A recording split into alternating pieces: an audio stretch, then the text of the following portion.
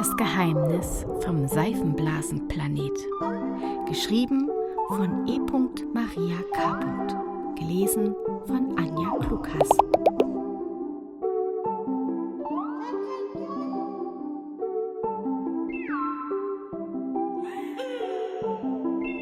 Der Planet und seine Bewohner.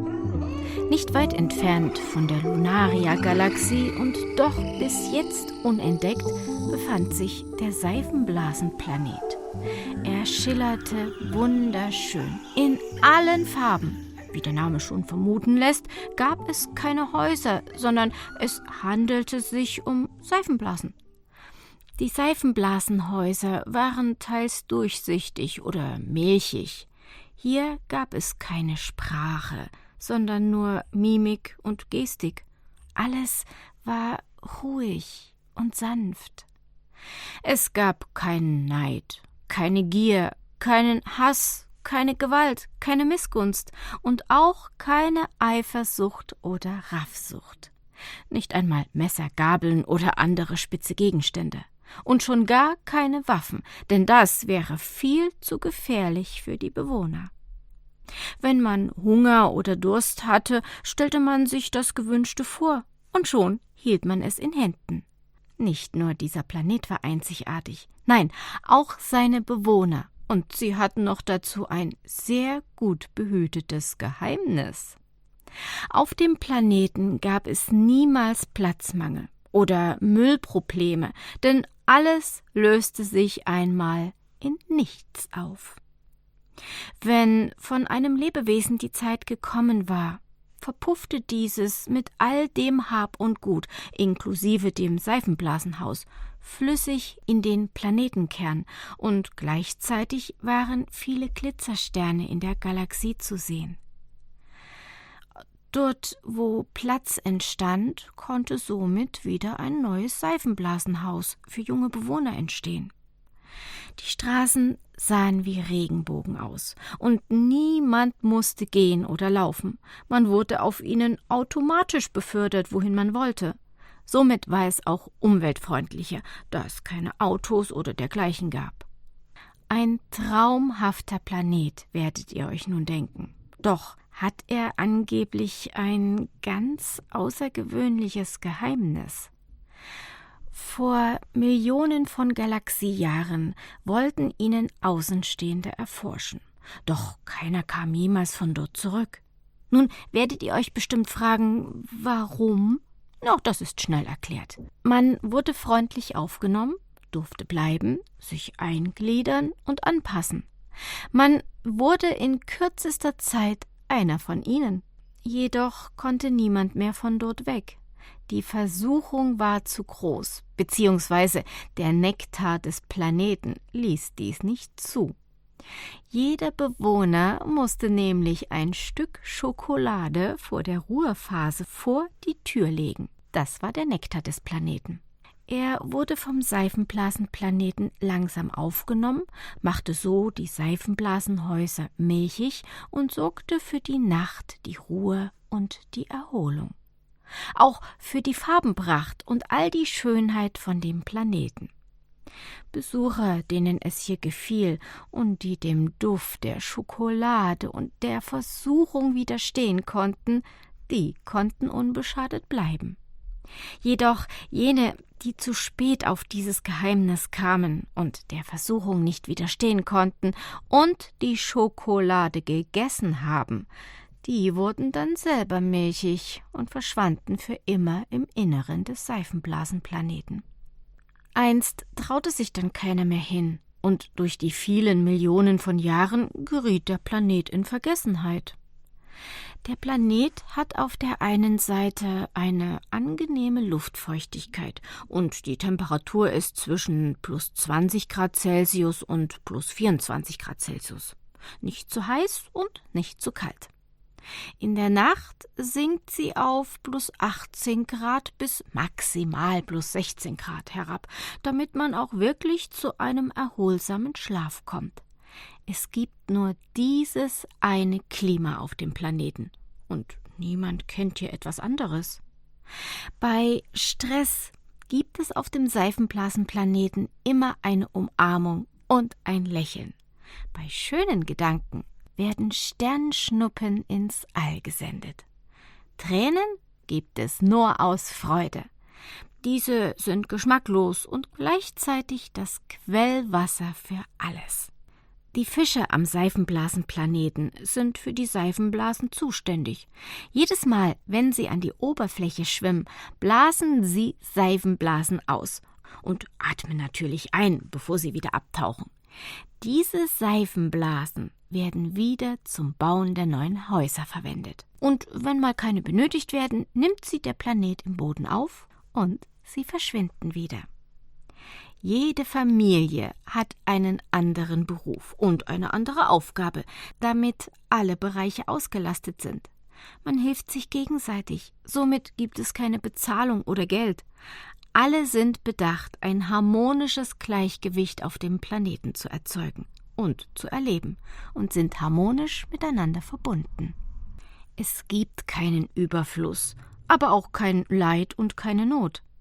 Die Kinder lernen von den Eltern bis an deren Lebensende. Und sobald die Eltern zu schwächeln beginnen, sind sie automatisch für die Eltern da. Niemand wird weg oder abgegeben. Das meiste wird von Hand und auf natürliche Weise erledigt. Es gibt keinen Rasen mehr, sondern genügend Tiere, für die das Futter ist. Viele Tiere werden auch eingespannt und arbeiten mit, wie die Giraffen und Elefanten, die das Obst von den Bäumen ernten. Der Maulwurf bringt das Gemüse an die Oberfläche. Die Beuteltiere transportieren im Beutel die Lebensmittel zu den gewünschten Orten. Die kleinen Affen sind Beerenpflücker und die großen Affen die Manager und Aufseher. Auf der anderen Seite des Planeten, die eine Scheibe ist, herrschen dagegen sehr raue Bedingungen und Sitten. Hier ist es eisig kalt und alles gefroren. Die Temperaturen sind im Schnitt zwischen -18 Grad Celsius bis -60 Grad Celsius. Der Boden ist aus Eis und natürlich sind auch die Häuser aus Eisblasen. Die meisten Tiere sind wild und ungezähmt. Hier heißt es fressen oder gefressen werden. Lebewesen, die hier leben, sind genau das Gegenteil als jene von der anderen Seite. Also eher laut, hart, unnachgiebig, aber dafür die besten Jäger. Sie verständigen sich durch Klopfen und Schnalzlaute mit Knochen oder Riemen aus Lederhaut der erbeuteten Tiere. Der oder die Älteste jeder Familie ist das Oberhaupt und deren Anordnungen das Gesetz für den gesamten Familienclan. Hier ist es noch wichtiger, dass man sich aufeinander verlassen kann, als auf der warmen Seite des Planeten. Aber auch hier gibt es kein Zahlungsmittel, sondern man tauscht die Waren untereinander aus. Das ist besonders wichtig, um hier überleben zu können. Wo jedoch auf der anderen Seite gemeinsam gefeiert wird und man sich umarmt, ziehen sich hier die Familien zurück und bleiben unter sich. Sie begegnen sich nur, um zu überleben und wenn es unbedingt sein muss. Denn mal ehrlich, wer geht schon gern vor die Tür, wenn es eisig draußen ist? Hier sind die Meeresbewohner viel größer, deshalb reicht eine Blase meistens für ein Eishaus. Man weint auch nicht aus Freude, sondern eher selten und dann nur aus Trauer. Die Bewohner auf beiden Seiten sehen aus wie kleine, niedliche, runde, rollende oder hüpfende Gummibälle. Die einen freundlich und aufgeschlossen, die anderen still und zurückhaltend. Keiner hat Haare oder Finger, Zehennägel. Die Frisur ergibt sich direkt aus der Kopfhaut heraus und wird nicht gekämmt oder gebürstet, sondern geknetet und geformt. Während sie auf der Seifenblasenseite blaue sowie grüne, strahlende Augen haben, sind es auf der Eisseite große, dunkle Kulleraugen. Sie haben ein kleines, rundes Näschen mit 2 mini-runden Lochöffnungen. Der Mund hat ebenfalls eine runde Form, aber verschiedene Farben. Die Babys bis hin zu den Erwachsenen haben einen orangefarbenen Mund. Die Erwachsenen einen kirschroten und die Senioren einen dunkelroten bis lilaroten Mund. Die Ohren sehen ebenfalls wie runde Öffnungen aus, aber bei genauerer Betrachtung erkennt man, dass es sich um eine Trichterform handelt. Sie können diese kleinen Trichter ausfahren, um damit jedes noch so kleine Geräusch richtig erkennen zu können. Ihr Hals sieht aus wie eine Scheibe, auf der der Kopf rundherum rollen kann. Das ist natürlich sehr praktisch, weil man im Stand nach allen Richtungen Ausschau halten kann. Der Körper ist ebenso eine runde Kugel. Auch die Arme und Beine sind kugelförmig. Die Hand und Handflächen sehen aus wie Scheiben und die Finger sowie auch die Zehen sind kleine Kügelchen. An der Innenseite haben sie unsichtbare runde Noppen, die durch eine Art Schutzmechanismus unter der oberen Schicht verborgen sind und an denen alles heften bleiben kann, wenn sie das wollen. Die obere Schicht wird wie eine Schiebetür etwas zurückgeschoben und die Noppen kommen zum Vorschein. Werden diese nicht mehr benötigt, verschließt die obere Schicht die Noppen wieder. Die Mütter tragen ihre Neugeborenen das erste halbe Jahr direkt am Körper. Die Kleinen heften sich mit ihren Saugfingerchen an die eigenen Füßchen und werden so wie ein Rucksack von den Müttern getragen. Da kommen ihnen die beweglichen Beinchen und Arme sowie diese Saugnnoppen zum ersten Mal zugute. Sie können mit denen natürlich auch ganz unbeschwert Bäume hochklettern. Die Füße sind wie der Hals eine Scheibe, wo die Beine darauf kreisen können. Die Rundlings, wie sie sich nennen, sind trotz ihres runden Erscheinungsbildes dadurch sehr beweglich. Außerdem können sie durch ihre Gedanken sehr vieles verändern.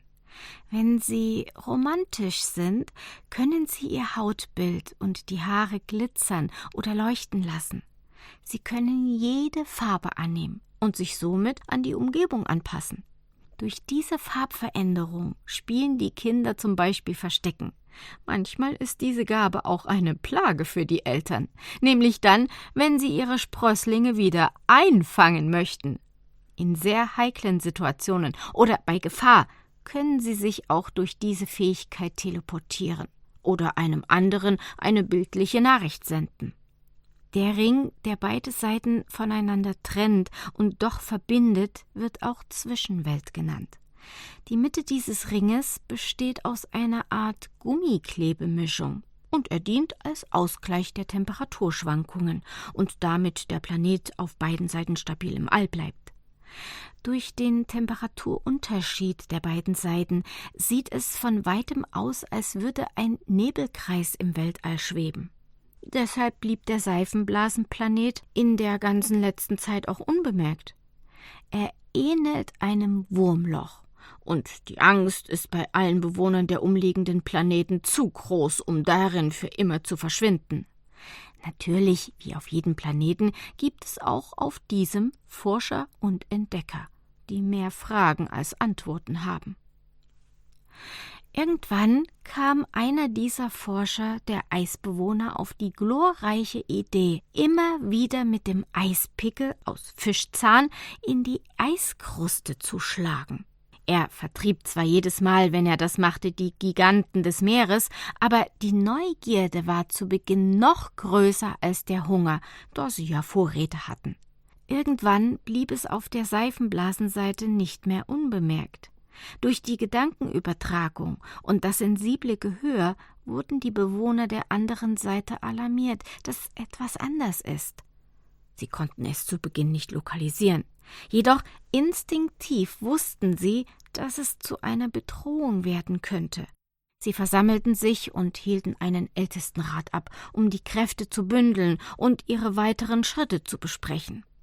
Nach mehreren Tagen der Telekommunikation kamen sie zu der Lösung einer 10-fachen Seifenblase als Schutz für den Seifenblasenplaneten zu bauen, damit nichts in die Blase, aber auch nichts aus der Blase austreten kann.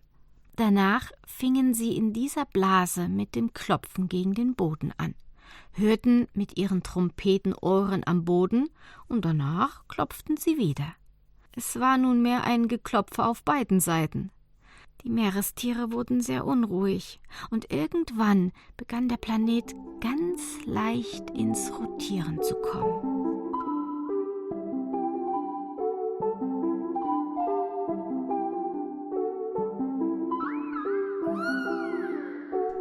Die Entdeckung des Planeten. Dr. Reaumur auf der Internationalen Weltraumwarte IWW entdeckte mit seinem Team als erster das sich bewegende Wurmloch und schlug Alarm. Er verständigte alle Befehlshaber der umliegenden Galaxien, doch keiner dieser hochrangigen Damen und Herren hatte den Mut, sich dieses Problems anzunehmen. Nur Sir Jean Wales, Befehlshaber der Raumschiffflotte vom Planeten Lunaria-Galaxie, meldete sich mit positiver Einstellung. Er versprach mit seiner Crew, über eine Lösung des Problems zu sprechen und bei einer Lösung sich wieder zu melden, sowie dies auch zu übernehmen. Sir Jean Wales und Kapitän Daré de Ville sahen sich die Aufzeichnungen von Dr. Reaumur an. 3 Tage und Nächte mit kaum Schlaf grübelten sie mit der ganzen Belegschaft, wie sie das Problem in den Griff bekommen könnten. Man kann nichts darum herumbauen, dass es sich darin geschützt bewegen könnte. Man weiß ja noch nicht einmal, was es genau ist und ob es dort Bewohner gibt. Schön langsam nahm das Ausmaß der Rotierung eine unangenehme Form für die Rundlings an. Da sie es immer mehr mit der Angst zu tun bekamen, verließen sie nur mehr selten ihre Seifenblasenhäuser. Die Neugierde des unheimlichen Klopfens hörte aber nicht auf, deshalb gingen sie immer wieder abwechselnd unter die große Seifenblase. Den Frosty-Rundlings ging es genauso. Sie hatten zwar Angst, aber die Neugierde siegte. Am 4. Tag hatte Professor Rhys Archer, Forscher der Nationalen Weltraumwarte, eine Möglichkeit gefunden, die eventuell die Lösung des Problems sein könnte. Er kontaktierte Sir Jean Wales und Kapitän Daré de Ville und berichtete über seine Berechnungen und die eventuelle Lösung. Kapitän Daré de Ville fand den Vorschlag als sehr risikoreich, aber gestand, dass es wahrscheinlich die einzige Lösung sein wird. Sir Jean Wales gab sein Einverständnis für die außergewöhnliche und sehr gefährliche Mission und verständigte sofort Dr. Reaumur. Dieser bot seine Hilfe an, indem er die Mission von der Weltraumwarte aus mit Professor Rhys Archer beobachtete und sie der Besatzung mit Rat von dort aus zur Seite stehen werden. Nun machte sich Kapitän Daré de Ville mit einem Raumschiff und einem Teil seiner Crew aus der Flotte auf den Erkundungsflug zum rotierenden Wurmloch. Mit Lichtgeschwindigkeit düsten sie am Anfang durchs All. Jedoch, je näher sie ihrem Ziel kamen, desto langsamer wurden sie. Der Kapitän befahl seiner Crew, am äußeren Ring dieses Nebelrings vorsichtig und ganz langsam anzulegen. Denn mit Hilfe dieser Aktion des Raumschiffes hoffte Professor Rhys Archer, den Ring wieder stabilisieren und in die richtige Bahn bringen zu können. Sie näherten sich, wie aufgetragen, in Zeitlupentempo. Von der Weltraumwarte aus meldete sich, wie versprochen, Dr. Reaumur, und er war der Ansicht, dass es sehr gut aussah. Doch plötzlich geschah etwas, mit dem niemand von ihnen gerechnet hatte. Das Raumschiff verschwand im Nebel, denn es konnte nicht anlegen. Es herrschte sehr große Aufregung. Die Verbindung war auch unterbrochen. Kapitän Daré de Ville befahl den sofortigen Stillstand des Raumschiffes. Alle hielten den Atem kurz an, denn was sie jetzt sahen, war so gigantisch, so groß und so schön, dass keiner auch nur eine Silbe sagen konnte oder sich gar zu bewegen traute. Zur selben Zeit bei den Rundlings und den Frosty-Rundlings ging ebenso eine Fassungslosigkeit, jedoch gepaart mit Angst durch die Familien. Sie haben so ein Ding noch nie gesehen. Es machte fast alles finster, näherte sich nicht mehr, es stand still und schaute auch nur. Die Familien von beiden Seiten rollten in Blitzgeschwindigkeit in ihre Häuser. Aus Vorsicht beobachteten sie es von dort aus. Nach einer gefühlten Ewigkeit verschwand es mit einer Art winkendem Flügelschlag genauso schnell wieder. Kapitän Daredevil fand als erster seine Fassung wieder. Er machte mit der Bordkamera noch schnell einige Aufnahmen, befahl anschließend einmal langsam zu winken, um danach zu wenden und rasch aus dem Blickfeld der runden Bewohner zu düsen. Er manövrierte das Raumschiff wieder zum Ring, beziehungsweise entdeckte er dort die Mittelschicht. Dr. Rimor erkannte nun, dass es sich um 2 unterschiedliche Planeten handelt, die durch diesen Mittelschichtring verbunden sind. Er meldete sich beim Kapitän und sagte zu ihm: »Gleiten Sie so nah an den Ring heran, wie Sie können, und entnehmen Sie mit der Raumschiffnadel eine Probe aus dem Inneren des Ringes. Vielleicht hilft uns das ja weiter.« Dankbar für diese Idee setzte der Kapitän diese natürlich sofort in die Tat um. Die Mannschaft des Raumschiffes und auch die Leute von der Internationalen Weltraumwarte schauten angespannt bei der Durchführung zu. Sie durften es aber glücklicherweise gleichmäßig entfernt haben, denn es ging gut aus und man bemerkte keine Veränderung. Sie jubelten laut vor Freude und gratulierten sich gegenseitig. Nachdem das Raumschiff den Nebelring wieder durchbrochen hatte, war auch die Verbindung mit der Lunaria-Galaxie wiederhergestellt. Somit konnten sie rasch ihre Rückkehr bekannt geben und diese auch antreten. Über die neuesten Erkenntnisse und die Probenentnahme werden sie am Stützpunkt Meldung machen und ins Labor schicken. Kapitän Daredevil und Dr. Rimor waren sich darüber einig, dass vorerst unbedingte Geheimhaltung erforderlich ist. Deshalb wurde die Mannschaft, nachdem alle wieder unbeschadet angekommen sind, zu selbiger verpflichtet, bevor sie in ihr verdientes Privatleben entlassen wurden. Nachdem das Raumschiff weg war und sich die Rundlinge von diesem Schreck erholt hatten, kamen sie auch wieder langsam aus ihren Häusern. Natürlich hielten sie wieder einen Ältestenrat ab.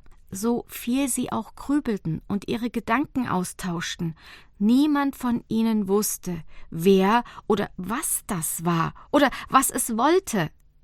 Es wirkte aber durchaus freundlich und hinterließ bei den Rundlings das Gefühl, dass sie sich wiedersehen würden. Es blieb ihnen also nichts anderes über, als zu warten, was die von ihnen wollen. Die Frosty-Rundlings handelten, dachten und empfanden genauso. Egal ob jung oder alt, dieses Erlebnis ließ keinen so schnell los.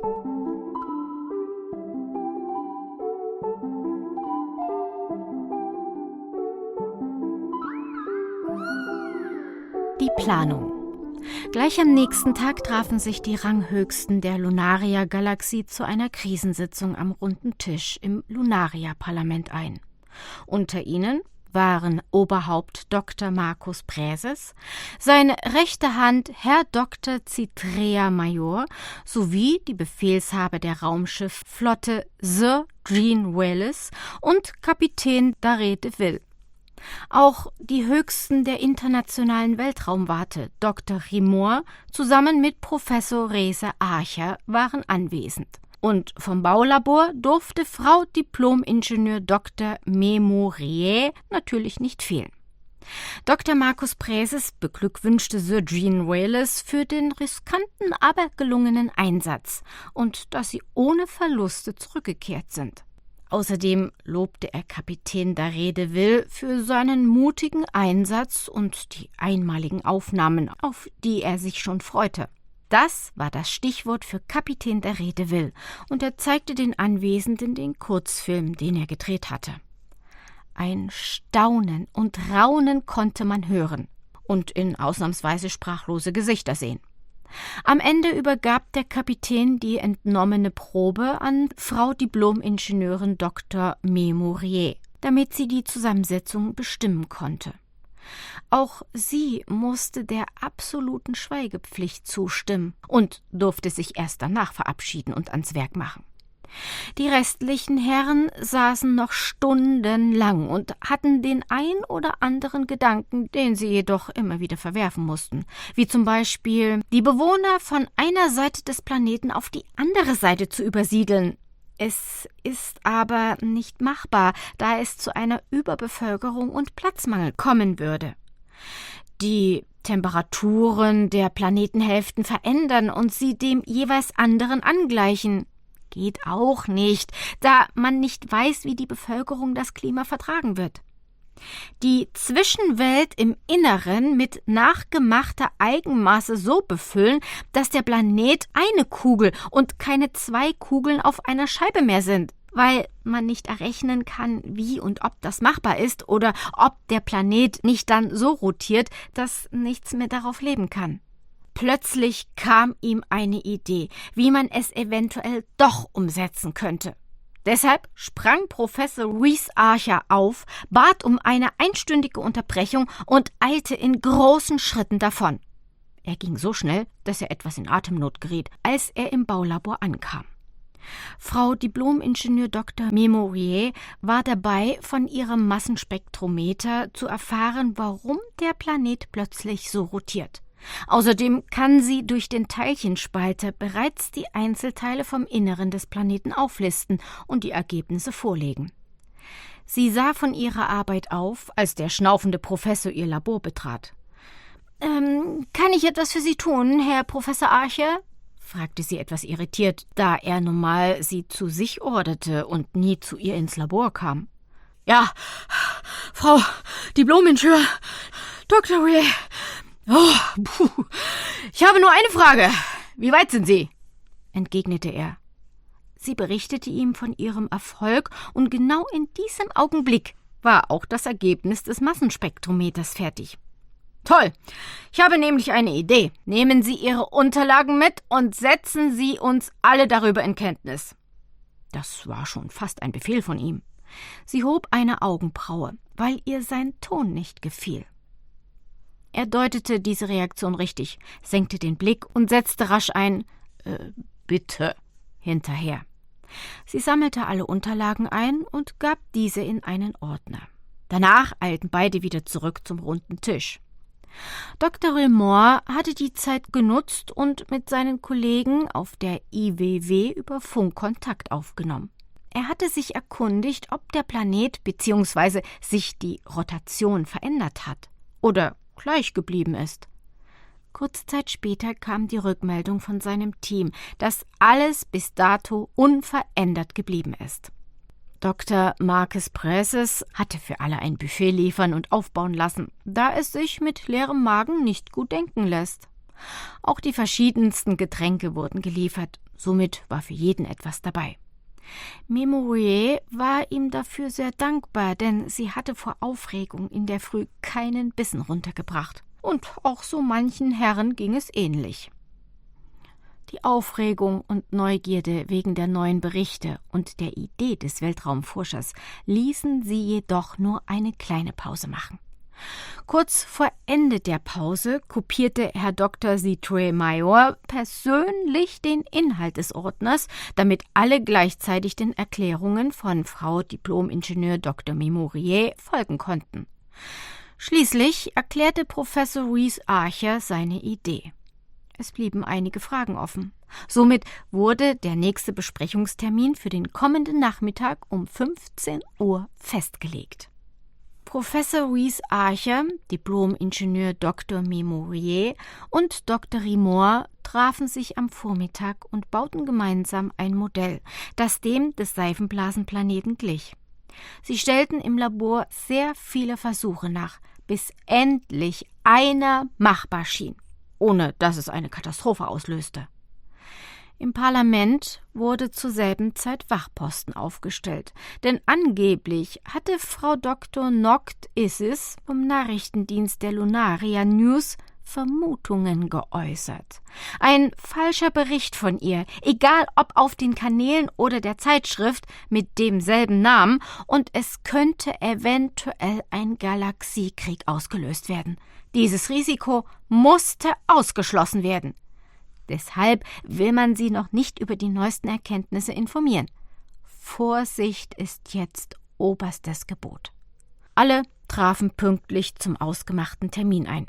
Das Trio vom Vormittag strahlte eine Art Zuversicht aus. Professor Reese Archer stellte das Modell mittig auf den runden Tisch und berichtete von ihren Ergebnissen. Alle Anwesenden staunten und waren von den Ausführungen begeistert. Natürlich müsste man das Raumschiff etwas mehr bestücken bzw. erweitern und ausbauen. Dieser Umbau dauert trotz der vielen Arbeiter und Techniker inklusive der Schichtarbeiten rund um die Uhr mindestens 4 Tage. Sie überlegten und planten, aber es ging einfach nicht schneller. Alles wurde in Auftrag gegeben. Eine Hektik machte sich breit. Wieder wurden die Kopien vernichtet und der Originalordner kam in den Safe des streng bewachten Parlaments.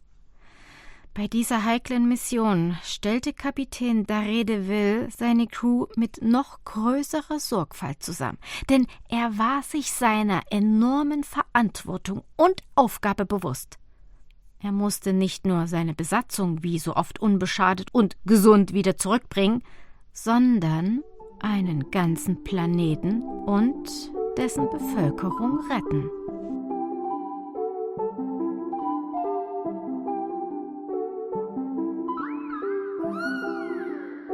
Die Rettungsaktion des Planeten. Am 5. Tag war es soweit. Das Raumschiff bekam zusätzlich zur normalen Wartung und Bestückung von Treibstoff, Lebensmitteln usw. ein gigantisches Auffangnetz von 6.371 Kilometer Umfang, einen Tank mit 700 Millionen Liter nachgemachter flüssiger, gummiklebriger Mittelmasse, ein ausfahrbares Laserbajonett sowie 2 kleine Flieger mit je einer Nebelschlaftankfüllung sowie einem Absaugschlauch und noch einigen anderen Dingen.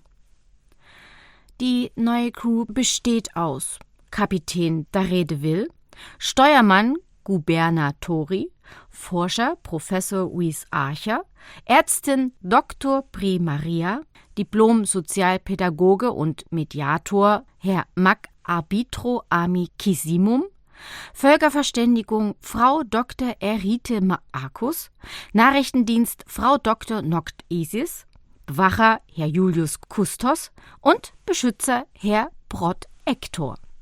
Der Kapitän war total brummig, da man ihm die Blondine vom Nachrichtendienst mit auf den Weg gab. Denn wie sollte er sich um das Wesentliche kümmern, wenn er Babysitter spielen soll, damit die Dame keine Infos verbreitet, bevor die geheime Mission erledigt ist?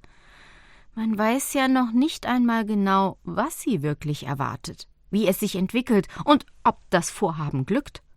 Zur allgemeinen Zufriedenheit musste sie zumindest ihren Kommunikationstransmitter sowie ihr Handy vor dem Abflug abgeben. Dafür bekam sie Herr Julius Kustos, der sie wie ein Schatten fast überall hin begleitete, als Bewacher zur Seite und Beschützer Herr Prot Ektor nachts vor die Tür. Das Einzige, was ihr blieb, war der Block, ein Stift und die Kamera. Denn nur unter diesen Voraussetzungen willigte Kapitän Daredevil ein, sie überhaupt mitzunehmen. Dr. Marcus Preses, Dr. Citria Major und Sir Jean Wales wünschten dem Kapitän und seiner Crew ausgezeichneten Erfolg und einen gesunden Rückflug aller. Zu Beginn herrschte reges Treiben und große Aufregung. Doch nachdem man die Plätze im Raumschiff einnahm, waren alle still und total konzentriert. Kapitän Daredevil gab den Befehl zu starten, wie gewohnt noch einmal kurz mit dem Raumschiff zu winken, um sich dann in Schallgeschwindigkeit auf die Reise zu begeben. Da sie ausgezeichnete Vorarbeit geleistet hatten, war der kürzeste Weg berechnet worden. Somit waren sie diesmal natürlich schneller als bei ihrem ersten Flug am Ziel.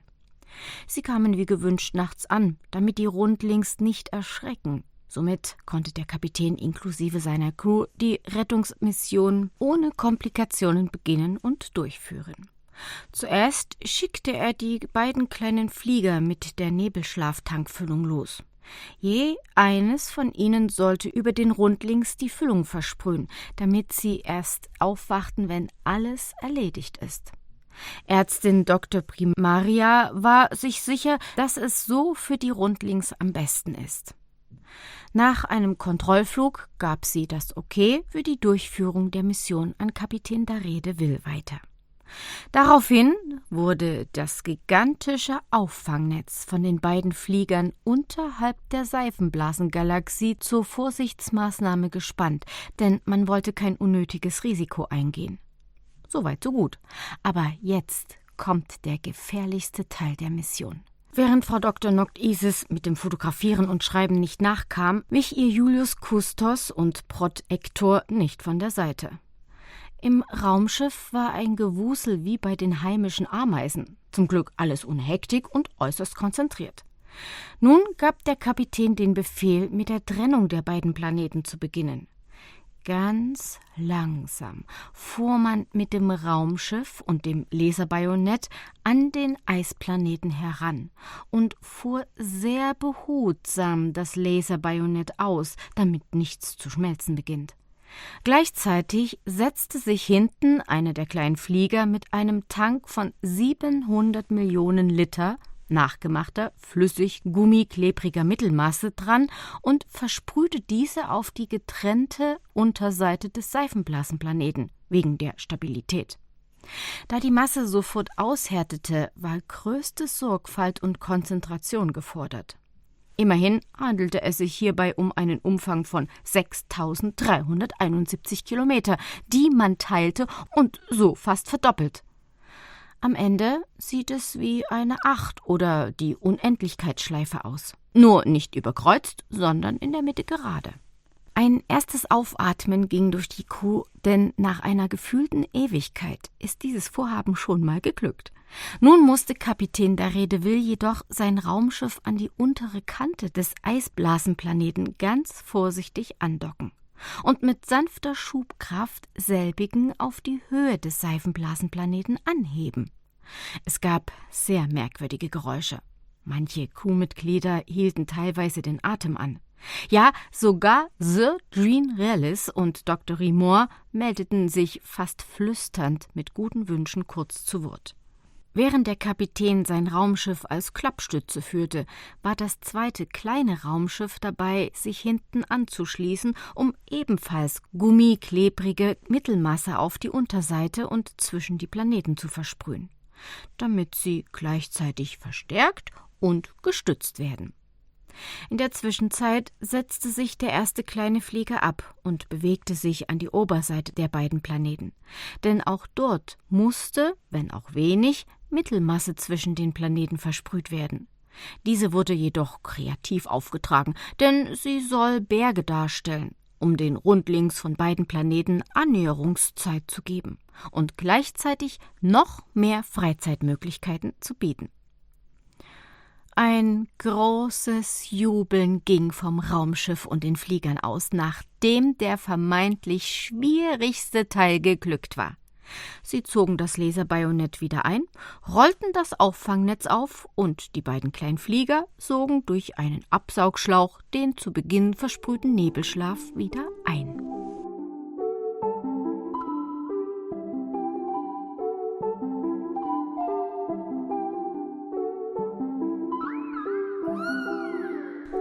Die Komplikation. Doch was war das? Die Frosties wurden nicht richtig wach und auch die Seifenblasenbewohner waren etwas unrund. Das gab natürlich eine neue Herausforderung. Die Abreise vom Raumschiff wurde wegen ärztlicher Stabilisierung der Rundlings verschoben. Forscher Professor Rhys Archer und Ärztin Dr. Primaria waren jetzt froh, doch an Bord gewesen zu sein. Durch sehr gute Beobachtungen und intensiver Beratung haben sie relativ rasch das Problem erkannt. Nun war genauso rasches Handeln gefragt. Sie teilten ihr Ergebnis dem Kapitän mit, der in Windeseile Sir Jean Relis informierte. Sie brauchen ein zusätzliches Flugobjekt mit einer Feinsprühfunktion und einem Wassertank, denn die Luftfeuchtigkeit ist zu gering. Während der Wartezeit übermittelte der Kapitän dem neuen Piloten, worauf er achten muss und wie wichtig seine Mission für alle Rundlings ist. Es dauerte zum Glück nicht sehr lange und der Flieger erschien auf ihrem Bildschirm. Nachdem er mit Feinsprühfunktion das Wasser ganz langsam verteilte, merkte man sofort, dass sich die Rundlings auf beiden Planetenhälften langsam wieder erholten. Kapitän Darré de Ville hat mit der Internationalen Weltraumwarte und dem Parlament über Funk Kontakt aufgenommen und ihnen die freudige Nachricht wegen der geglückten Mission mitgeteilt. Natürlich wussten die Damen und Herren Bescheid, da sie ja alles verfolgten und sich gegenseitig auf dem Laufenden hielten. Sir Jean Relis und auch Herr Dr. Marcus Prezes beglückwünschten den Kapitän und das ganze Team. Am Tag nach ihrer Ankunft gab es einen großen Empfang mit anschließender Party.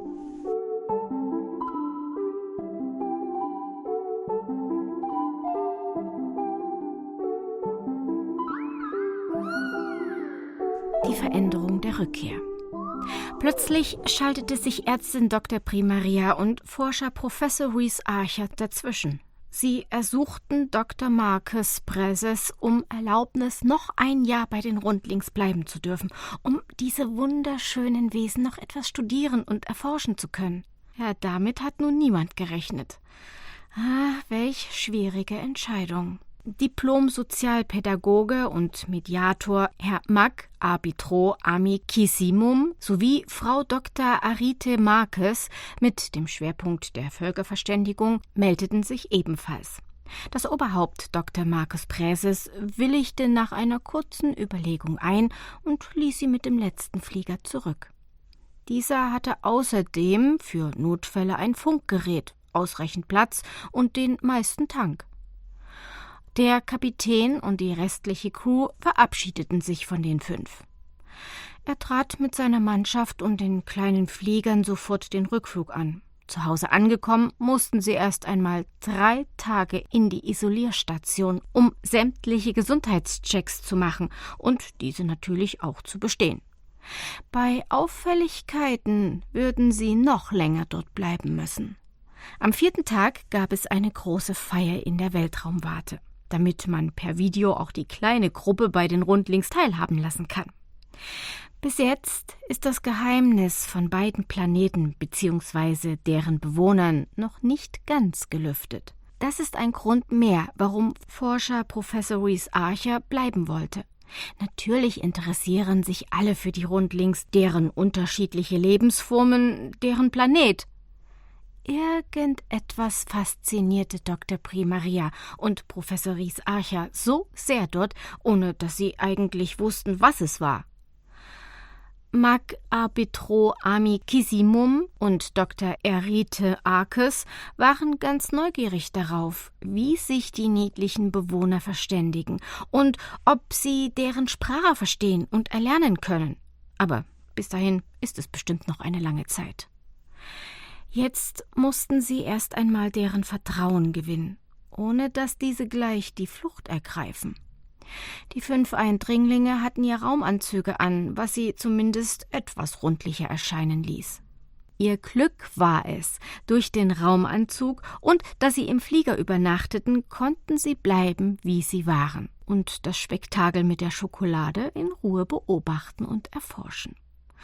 Das war ihre erste Entdeckung, die sie den anderen am 4. Tag bei deren Feier schon mitteilen konnten. Mag A.C. hatte die erste Idee, wie man zumindest bei den Frosties ins Gespräch kommen kann. Er ritzte Bilder in den Eisboden, um sich verständlich zu machen. Ganz langsam näherten sich die ersten. Mag A.C. zeichnete ihnen ihren Einsatz auf, wie der Kapitän und seine Crew die Planeten gerettet haben, deren Abflug, seine Anwesenheit mit noch 4 Personen und dass es noch andere Rundlings auf der anderen Seite gibt. Eben alles bis zu diesem Augenblick. Die 4 hatten ganz viele Fragen an die Rundlings und so zeichnete er ein Fragezeichen ins Eis. Die Rundlings kullerten aufgeregt herum, funkelten und blinzelten total geräuschlos. Nach einiger Zeit kam ein sehr rilliges Rundling ganz langsam näher. Es schien durch die Furchen ein Ältester zu sein. Er schaute sich die Bilder an und erneut ging dieses Funkeln und Blinzeln los, nur nicht so hektisch. Bis sie einen Kreis bildeten, sich an den Saugfingern festsaugten und es ganz still wurde. Es gab kein Blinzeln und Funkeln mehr, aber man konnte die Energie in Form von einem dünnen Lichtstrahl sehen, die vom Ältesten zum Nächsten überging und so weiter. Das ging so lange, bis sich der Kreis schloss. Als sich die Kette löste, war das Licht weg. Jetzt dachte der Pädagoge natürlich, dass er wissen würde, wie sie sich verständigen. Deshalb gab er diese Information so an Frau Dr. Erite Arcus, der Beauftragten für Völkerverständigung, weiter. Die Rundlings kamen neugierig näher und umkreisten Mac arbitro amicissimum. Er traute sich nicht zu bewegen, aber er forderte die restliche Crew auf, zu ihm zu kommen, denn nun bekam er doch ein mulmiges Gefühl in der Magengegend und etwas Angst beschlich ihn. Bis auf den Piloten natürlich, damit sie, wenn Gefahr drohen sollte, sofort abfliegen könnten. Als sich die Tür vom Flieger öffnete, wurden die Rundlings wieder ganz still. Langsam kamen Dr. Primaria, Professor Ries Archer sowie Dr. Erite Arcus näher und sie stellten sich neben A.A. Kissimum. Die Rundlings wollten sie in ihrem Kreis aufnehmen, aber so klappte natürlich mit den Fremden keine Kommunikation. Das zeichnete Mac arbitro amicissimum ihnen wieder ins Eis. Die Frosties begannen von rechts nach links zu zappeln, als würden sie die Crew auslachen. Leicht geknickt und doch schmunzelnd mussten das die Doktoren und auch der Magister zur Kenntnis nehmen. Für einen Tag war es genug Aufregung und es gab auch genug zu verarbeiten sowie zu dokumentieren. A.C. zeichnete ins Eis, dass man müde ist. Deshalb verabschiedete man sich durch Winken und mit einem Lächeln im Gesicht. Frau Dr. Noct-Isis vom Nachrichtendienst hat nach der Ankunft die 3 Tage der Isolation genutzt, um die Berichte von der Mission ins Reine zu schreiben, damit sie diese so bald als möglich in die Redaktion bringen und drucken kann. Selbstverständlich bestand das Oberhaupt Dr. Marcus Präses darauf, ihr Werk vor dem Druck zu lesen. Aber nicht nur er wollte es lesen, sondern auch Sir Jean Relis und Kapitän Daré de Ville. Somit verschob sich ihr Vorhaben gleich um einige Tage. Nach einer Woche trafen sich die 3 Herren mit Dr. Noct-Isis und gaben ihr das ausgebesserte Manuskript zurück. Sie war total entsetzt, da man fast die Hälfte geschwärzt hat. Dr. Marcus Präses erklärte ihr, dass es sich dabei um eine notwendige Maßnahme handelt, um keinen galaktischen Krieg anzuzetteln. Mehr oder genauere Einzelheiten werden nicht preisgegeben, und das ist sein letztes Wort. Sie sah das allerdings nicht ganz ein und versuchte es ein letztes Mal mit »Und was ist mit der Pressefreiheit, Da waren sich aber alle 3 Herren einig und blieben hart. Ziemlich verärgert nahm Dr. Noct-Isis ihre Unterlagen, stand vom runden Tisch auf, verabschiedete sich und eilte wieder einmal zornig aus dem Raum.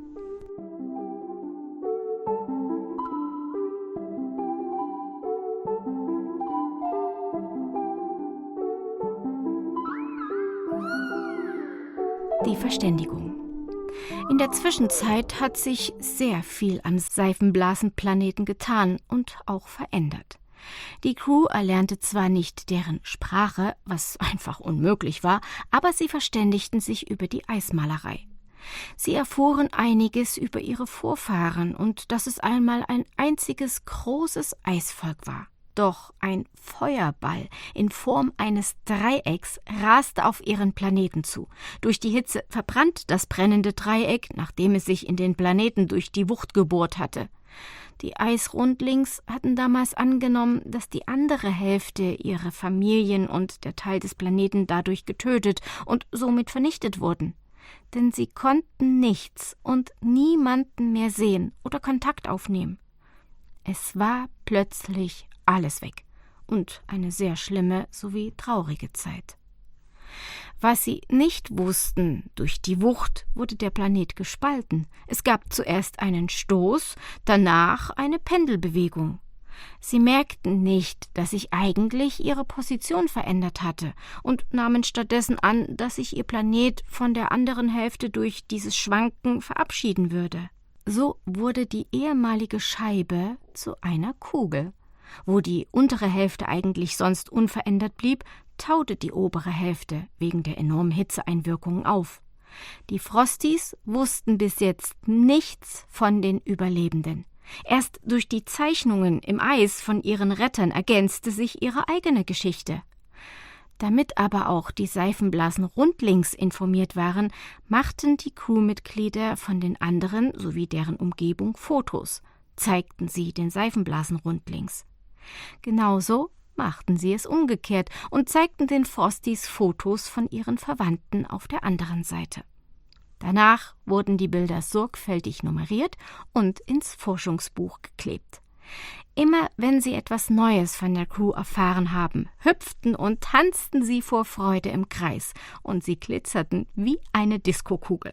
Es war wunderschön zu sehen, wie beide Rundlingsgruppen gleichermaßen freudig darauf reagierten. Einmal im Monat flog der Pilot zurück zum Heimatplaneten, um aufzutanken, Verpflegung und Gewand zu besorgen und zu tauschen, sowie das aktuelle Forschungsbuch gegen ein leeres zu tauschen. Er hatte den besten Job, denn egal wo er hinflog, er wurde immer mit Aufregung und Freude erwartet.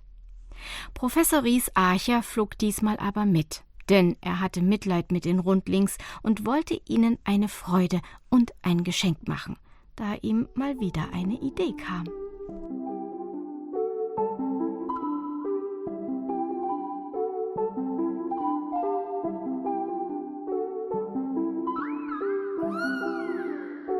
Die Theorie.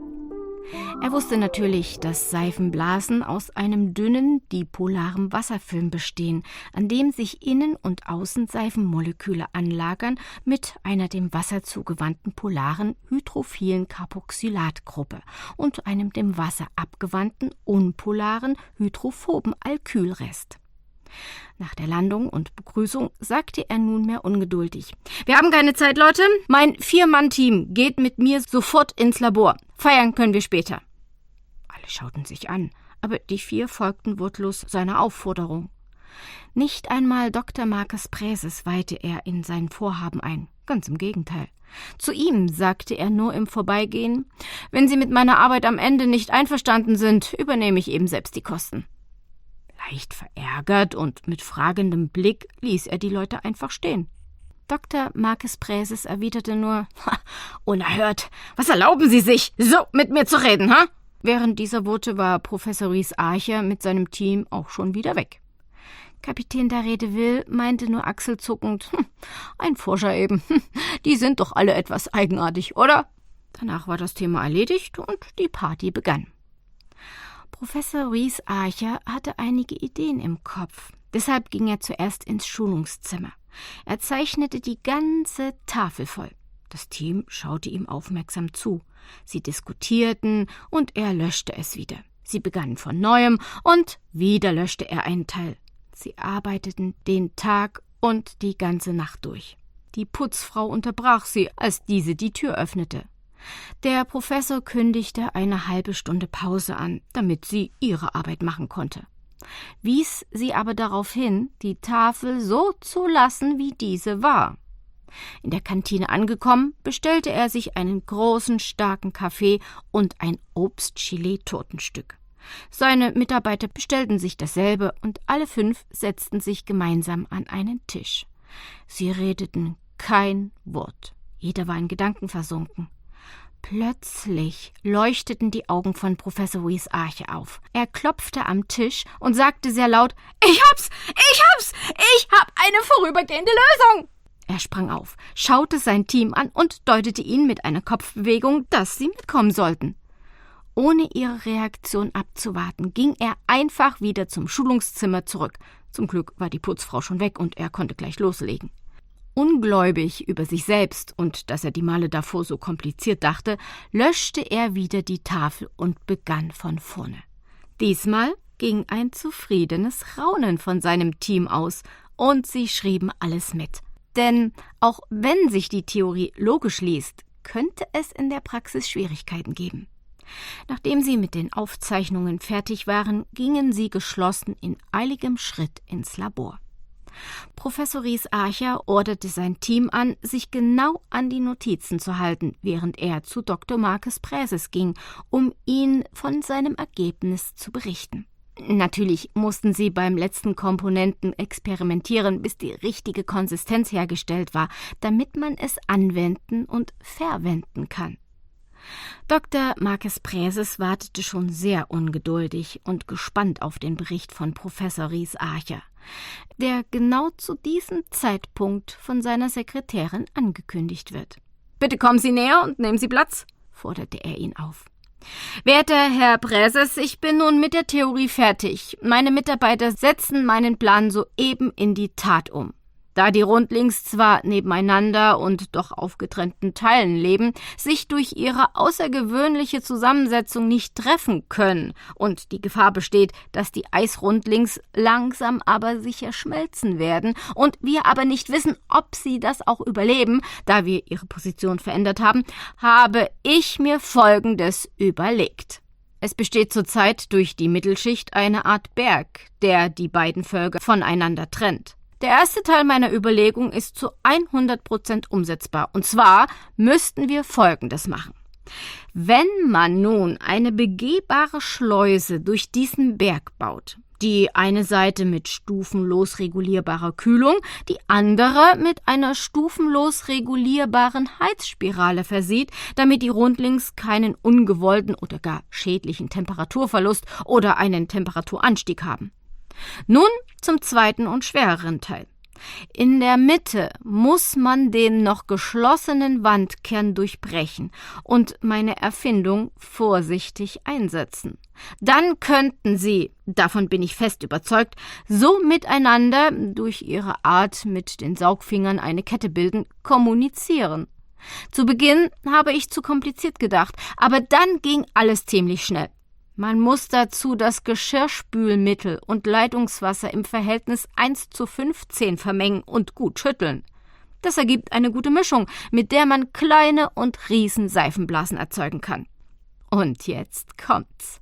Mit Agar-Agar zur Festigung, denn es ist ohne Schadstoffe, dient zur Stabilisierung und ist doch noch elastisch genug, damit sie nicht zu Schaden kommen. Dieser elastische Schlauch aus nachgebildeter Eigenmasse dient als Überbrückung und als Schutz zur Kommunikation der Rundlings. Wenn die Kommunikation geglückt ist und beide Rundlingsvölker einverstanden sind, kann man den Schlauch ausbauen und versuchen, einen Seifenblasenrundling langsam von der warmen Tunnelseite durchgehen zu lassen bis zur kalten Tunnelseite. Und natürlich auch umgekehrt. So können sich die Rundlings je nach Lust und Laune ständig besuchen. Was sagen Sie dazu, Dr. Präses? Wollte der Forscher nun wissen. Also, wenn Sie das so hinbekommen, Professor Archer, das wäre grandios, sprudelte es aus dem Oberhaupt heraus. Beide nickten sich in hoffnungsvoller Voraussicht zu, standen auf und sie gingen danach gemeinsam zum Labor. Dort fanden bereits die ersten Tests statt.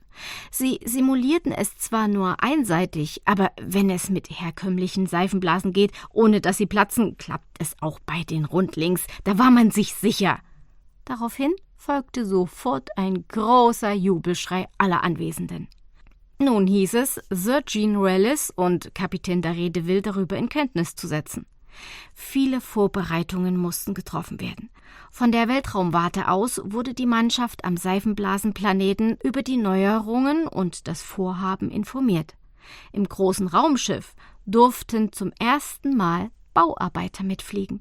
Dann noch die übliche Mannschaft, Frau Dr. Noct Isis vom Nachrichtendienst mit ihren 2 Begleitern, sowie sämtliche Geräte, ganz viel Werkzeug und natürlich der fertige Schlauch, der sich zur Vorsicht in einem gut gepolsterten Koffer befand.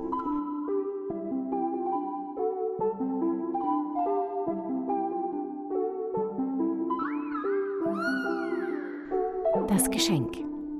Der Pilot dockte den vollgetankten, kleineren Flieger am Raumschiff an, um Sprit zu sparen. Nachdem alles und alle an Bord waren, konnte es losgehen. Die restliche Belegschaft der Internationalen Weltraumwarte ist natürlich wieder auf Beobachtungsposten und hält ständig Funkkontakt zum Raumschiff. Wenn das Vorhaben gelingt, können die Rundlingsvölker das erste Mal nach ca. 33 Millionen Jahren miteinander kommunizieren. Anhand dieser Nachricht wurden sie ganz aufgeregt und zapperlich. Sie funkelten und blinkten fast um die Wette. Man könnte glauben, sie beleuchten die beiden Planeten für das Raumschiff, damit sie nicht vorbeifliegen. Professor Rhys Archer ist sich bewusst, dass das keine Lösung auf Dauer ist. Denn eine Hälfte der Rundlings muss noch einmal gerettet werden. Oder vielleicht auch beide. Aber da es sich um kluge Wesen handelt, ist seine Erfindung eine momentane Win-Win-Situation. Und man könnte voneinander lernen, um das Beste für das ganze Volk zu erreichen. Am Seifenblasenplaneten angekommen, machten sie sich auch gleich alle ans Werk. Von der Weltraumwarte wünschte man noch gutes Gelingen ins All und beobachtete deren Treiben mit größter Aufmerksamkeit. Der Professor übernahm die Leitung, und da sie in Schichten arbeiteten, ging es zügig voran. Die ausgehobene Tunnelmasse wurde in einem Auffangtank im Raumschiff sicher gelagert, damit man sie später im Weltraumlabor genau untersuchen konnte. Zusätzlich natürlich auch noch, wenn man sie wieder für etwaige Aufbauarbeiten einsetzen sollte. Je näher sie der Vollendung kamen, desto größer wurde die Aufregung bei allen. Leider bedachte man nicht, dass, wenn die Tunnelmasse gelagert wird, die Maschinen keinen Platz mehr haben. So mussten sie mit einem Teil der Ladung schon früher zurück. Das Labor freute sich sehr, denn so konnten sie schon mit den Arbeiten der Untersuchung beginnen. Da es aber sonst ohne größere Schwierigkeiten ablief, waren sie schon in 21 Tagen fertig. Nachdem die Ladung zum größten Teil abgeladen war, flogen sie auch nach neuer Betankung wieder zurück. Professor Rhys Archer übernahm selbstredend eigenhändig die Einsetzung des Schlauchs. Einige kniffen die Augen zusammen, andere hielten während dieser Aktion den Atem an. Mit sehr viel Fingerspitzengefühl schaffte er es gleich beim ersten Anlauf. Dann wurde noch die Kühlung bei den Seifenblasenrundlings sowie die Heizspirale bei den Frosties getestet. Jetzt stand der neutralen Kommunikation im stabilen Modus von beiden Seiten nichts mehr im Weg. Da es tatsächlich so prima geklappt hat, führten fast alle eine Art Freudentanz auf. Nur die Rundlings blieben etwas verhalten. Es war eine Mischung aus Freude, Aufregung und Angst. Aus Freude, weil man seine Verwandten wiedersehen, spüren und mit ihnen kommunizieren kann. Aus Aufregung, da man nicht mehr geglaubt hatte, auch nur einen Überlebenden von damals sehen zu können. Und aus Angst, dass es eine Falle sein könnte und man sie doch gefangen nimmt. Die Frosties waren etwas positiver eingestellt, denn ihnen war bewusst, wenn sie noch sehr lange mit dem Planeten so positioniert bleiben, würden sie schmelzen. Es war selbstverständlich, dass sie sich auf beiden Seiten zurückzogen und ihr Blinken und Funkeln zeigten, dass sie sich beraten. Es war schon eine sehr große Chance, deswegen beschlossen sie, von jedem Volk den Ältesten in den Schlauch zu schicken. Der Pilot mit dem kleinen Flieger überbrachte die Nachricht seiner Beobachtungen und holte Frau Dr. Noct-Esis vom Nachrichtendienst mit Julius Kustos, der wiederum sie bewachte, ab. Professor Rhys Archer flog ebenfalls mit und setzte sich mit einer Kamera neben den Piloten. Nur so war gewährleistet, dass alles mit rechten Dingen zugeht. Kapitän Daredevil berichtete in der Zwischenzeit Dr. Marques Präses, Dr. Citrea Major und Sir Drean Willis, die sich auf der IWW befinden, den erfolgreichen Werdegang, den sie leider nur ungenau verfolgen konnten. Das kleine Flugzeug hob ab und der Pilot positionierte es mit dem Professor und den anderen genau oberhalb der Mittellinie, damit sie eine ausgezeichnete Einsicht auf beide Seiten hatten. Genau zum richtigen Zeitpunkt, denn jeder der Rundlings machte sich auf den Weg. Doch was war passiert hier?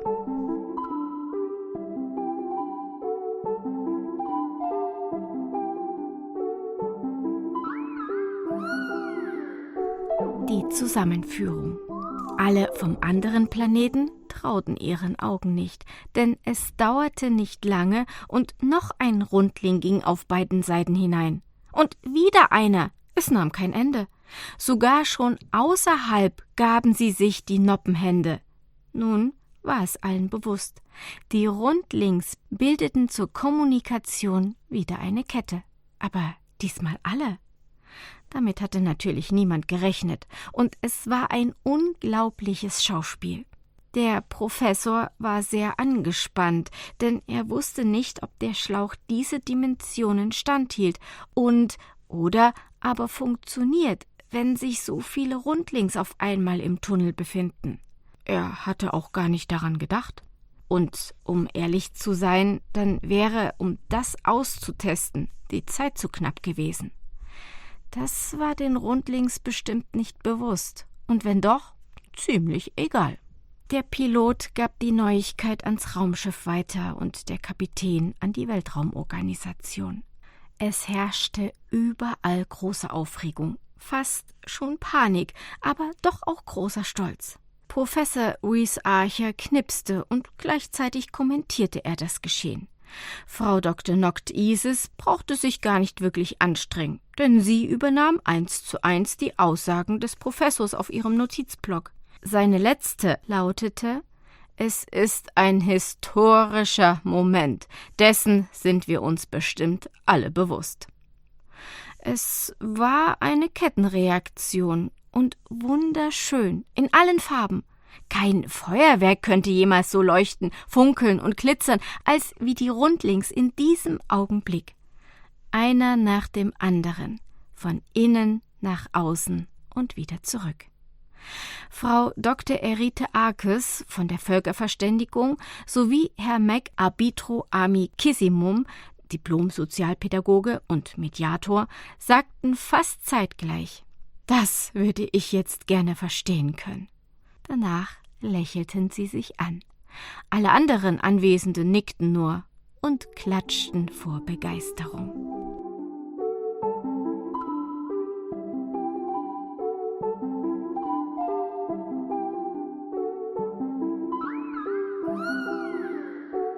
Der Rückflug. Die Rundlings waren so glücklich und dankbar darüber, dass sie sich gegenseitig unbeschadet austauschen konnten. Sie hatten sich so viel zu erzählen, voneinander zu erfahren und zu lernen. Zu Beginn hielten sie 3 Tage und 2 Nächte die Kette am Leuchten. Danach wurde es eine immer kürzer werdende Kettenreihe, denn sie unterhielten sich im eigenen Lager. Es funktionierte wie ein Nachrichtendienst und an jedem Tag war ein anderer Rundling dran. Die Mitglieder von Lunaria machten weiterhin Fotos von beiden Seiten und zeigten sie den Rundlings. Danach schickten sie diese nach Lunaria, wo sie im Archiv wieder sorgfältig nummeriert und im Safe aufbewahrt wurden. Nach einer Woche der weiteren Beobachtung, dass es auch so gut weitergeht, war die erste Arbeit getan. Deshalb flogen vorläufig alle wieder zurück. Professor Rhys Archer hatte ja noch viel zu überlegen, zu planen und umzusetzen, nämlich wie er die beiden Rundlingsvölker wieder vereinen könnte, ohne Verluste, versteht sich. Das Raumschiff winkte zum Abschied und die Rundlings blinkten 3-mal an und aus. Die internationale Weltraumwarte beobachtete weiterhin die beiden Planeten, schon allein um den Verlauf des Gesundheitszustandes der Frosties verfolgen zu können. Nachdem die Belegschaft zu Hause angekommen war, mussten sie sich natürlich wie jedes Mal nach einem großen Einsatz zuerst in der Krankenstation zum Check melden. Erst nachdem dieser positiv überstanden war, durften sie sich frei bewegen. Als erste begrüßten die Heimkehrer wie immer Dr. M. Brazes, Dr. C. Major und Sir Jean Wallace. Sie kündigten an, dass es am kommenden Abend eine Ehrenverleihung geben wird und alle ab 19 Uhr im Festsaal in Abendrobe erwartet werden. Die Heimkehrer nahmen es zur Kenntnis, fielen aber nach einem entspannten sowie ausgiebigen Bad und einer hervorragenden Mahlzeit nur mehr total erschöpft ins Bett. In der Zwischenzeit wurde das Raumschiff ausgeräumt, überprüft und wieder aufgetankt und gereinigt. Genau so erging es natürlich dem kleinen Flieger. Den restlichen Teil der Mittelschicht des Seifenblasenplaneten brachten sie, wie beim ersten Mal, in einen großen Lagerraum. Frau Diplom-Ingenieur Dr. Memorier vom Baulabor hatte noch nicht alle Teile der Zusammensetzung erforscht, aber übermorgen steht ihr jedoch wieder Professor Rhys Archer mit seinem Team zur Verfügung. Er tüftelte ja noch am größten Problem überhaupt, denn es handelt sich ums Überleben der Frosties. Zusätzlich ging das Gerücht herum, dass die Rundlings noch ein außergewöhnliches Geheimnis haben sollen. Auch wenn es viele Neugierige gibt und man darüber sehr viel spekuliert, wird dennoch vorerst noch nicht ernsthaft nachgedacht, was es sein könnte. Die Neugierde über die Lösung des Problems und wie der Professor das schaffen will, ist doch größer.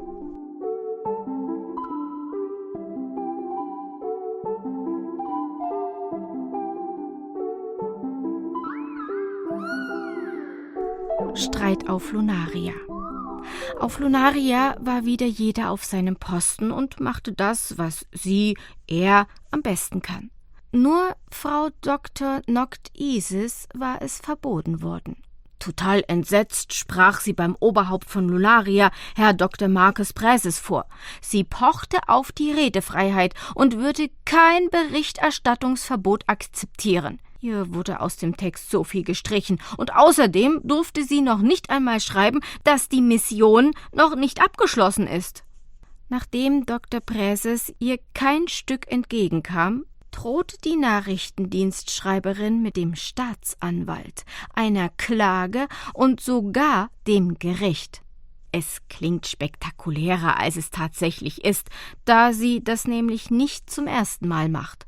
Somit winkte das Oberhaupt mit einer Handbewegung ab und meinte ruhig und gelassen: »Machen Sie nur, was Sie nicht lassen können. Sie haben uns ja schon mehrmals mit dem Gericht gedroht, wenn ich mich nicht irre. Und nun, verehrteste, entschuldigen Sie mich bitte, denn ich habe noch weitere Termine.« Er würdigte sie keines Blickes mehr und widmete sich einem Stapel Papiere, die vor ihm auf dem großen Eichenschreibtisch lagen.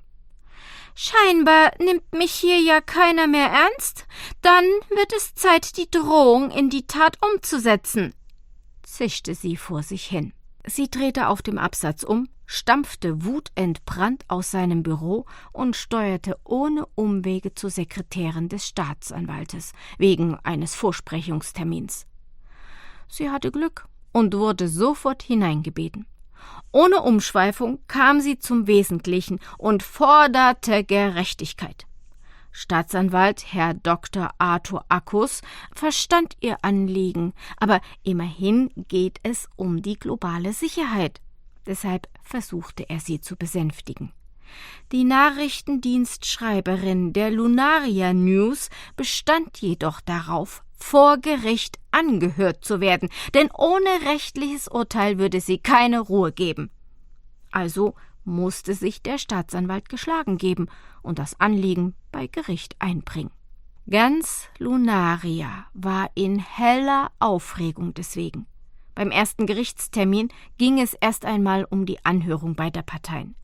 Klägerin Frau Dr. Noctisis von Lunaria News gegen die beklagten Parteien Herr Dr. Marcus Brazes, Sir Jean Wallace und Dr. Rimor. Richter Dr. J.B. Ludex zog sich zur Beratung zurück und vertagte auf einen neuen, 14 Tage späteren Termin.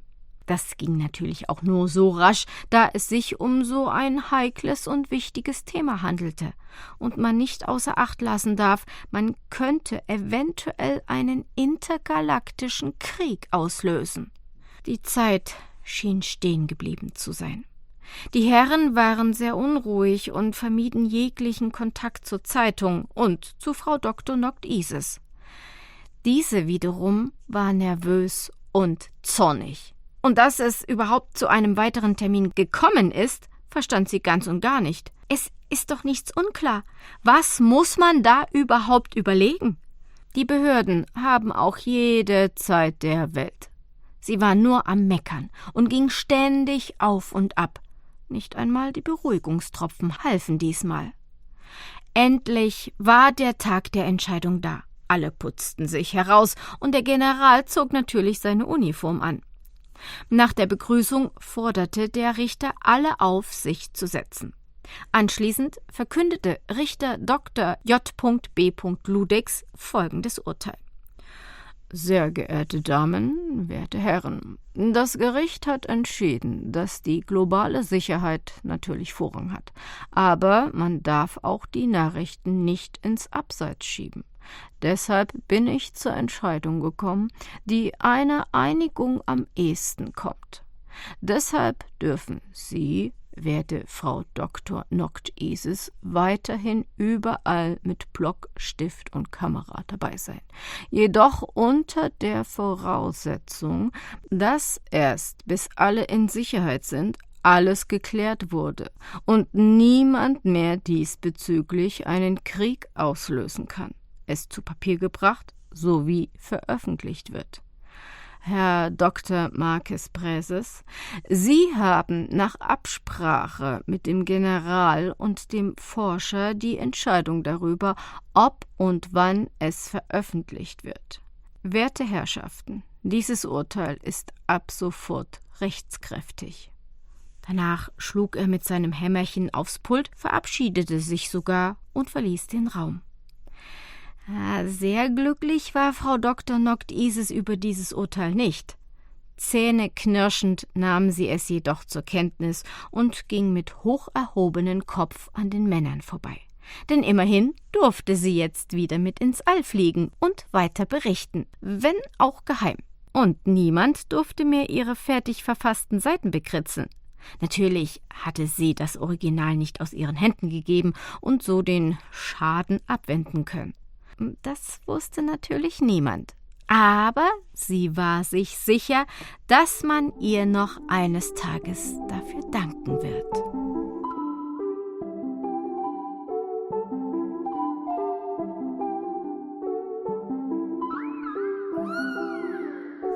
Die Verwandlung. Während der gesamten Zeit des Streites auf Lunaria war das Laborteam sehr fleißig und erste Ergebnisse der Forschung steht bereits fest. Leider noch nicht zum gewünschten Endergebnis. Aber es ist auch eine sehr heikle Angelegenheit, die gut durchdacht und noch öfter getestet werden muss. In der Zeit, wo das Team plante, diskutierte und wieder nachdachte, ging Professor Ries-Archer wie gewohnt im Labor auf und ab oder im Innenhof des Gebäudes, wo ein Baum stand und die Vögel zwitscherten. Nur so bekam er seinen Kopf frei. Und die Ideen wirbelten nur so herum. Er hatte immer ein Diktiergerät dabei, um etwaige Blitzeinfälle nicht zu vergessen. An jedem Nachmittag ging er seinen Einfällen nach und setzte sie in die Praxis um. Doch nichts davon war wirklich zu gebrauchen. Er war schon etwas zermürbt und entmutigt. Dann dachte er wieder an die Rundlings und welche Katastrophe bevorstand, wenn ihm nichts einfiel. Das gab dem Professor den nötigen Schwung, um nicht zu kapitulieren. Am Tag der Urteilsverkündung, beim Essen in der Kantine, wo sie alle auf das Urteil warteten und die Putzfrau durch ihre Arbeit das Licht dämmte, traf es ihn wie ein Blitz. Er schrie plötzlich: »Machen Sie das noch einmal, das mit dem Licht!« Abermals wischte die Putzfrau über den Dimmer und es wurde wieder heller. Sie lächelte und wischte noch 2- bis 3-mal hin und her. Der Professor klopfte am Tisch, winkte sein Team, raste Richtung Ausgang, klopfte der Putzfrau leicht auf die Schulter und sagte »Danke«. Er düste durch die Gänge und sein Gefolge hinterher. Im Schulungssaal angekommen, nahmen sie Platz und er bewaffnete sich mit einer Kreide. Er schrieb und zeichnete an die Tafel. Plötzlich hielt er inne, drehte sich abrupt um und meinte: »Wer weiß, was das ist, beziehungsweise werden soll?« Der klügste Mitarbeiter sagte: es sieht wie ein Dimmer aus«, und zuckte mit den Achseln. Er verstand aber nicht, was das mit der Problemlösung der Frosties zu tun hat. Professor Wyss Archer freute sich wie ein kleines Kind und versuchte es fachlich zu erklären. Also, es ist ein Dimmer, nur nicht im herkömmlichen Sinn.